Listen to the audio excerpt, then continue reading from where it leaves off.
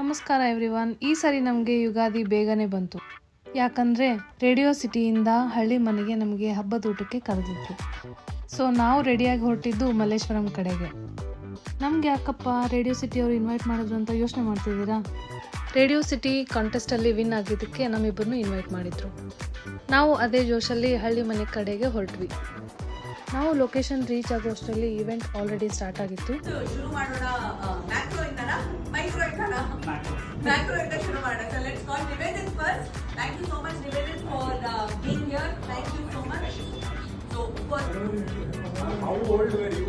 Radio City first time ಕೇಳಿದಾಗ ಎಷ್ಟು ವಯಸ್ಸಿತ್ತು? ಬರೀ ರೇಡಿಯೋನಲ್ಲಿ ಅವ್ರ ವಾಯ್ಸ್ನ ಕೇಳಿಸ್ಕೊತಿದ್ವಿ, ಬಟ್ ರಿಯಲ್ ಆಗಿ ಆರ್ಜಿಗಳನ್ನ ನೋಡಿ ತುಂಬ ಖುಷಿ ಆಯಿತು. ಈವೆಂಟ್ ಮುಗಿಸ್ಕೊಂಡು ಹಬ್ಬದ ಊಟಕ್ಕೆ ಹೊರಟ್ವಿ. ಆ್ಯಂಡ್ ಹಳ್ಳಿ ಮನೆ ಹಬ್ಬದ ಊಟ ಅಂತೂ ಸಖತ್ತಾಗಿತ್ತು. ಇನ್ನೇನು ಹಬ್ಬದ ಊಟ ಮುಗಿಸ್ಕೊಂಡು ಹೋಗಬೇಕು ಅನ್ನೋಷ್ಟರಲ್ಲಿ ನಮಗೆ ಇನ್ನೊಂದು ಸರ್ಪ್ರೈಸ್ ಇತ್ತು. ಏನು ಅಂತ ಗೊತ್ತಾ? ಬಿಗ್ ಬಾಸ್ ಕಂಟೆಸ್ಟೆಂಟ್ಸ್ ಕೂಡ ಬಂದಿದ್ರು. ಅವ್ರನ್ನೆಲ್ಲ ಮೀಟಾಗಿ ಅವ್ರ ಜೊತೆ ಸೆಲ್ಫೀಸ್ ತಗೊಂಡು ನಮ್ಮ ಡೇನ ಎಂಡ್ ಮಾಡಿದ್ವಿ. Special thanks to RJ Amit and Radio City Kannada for having us.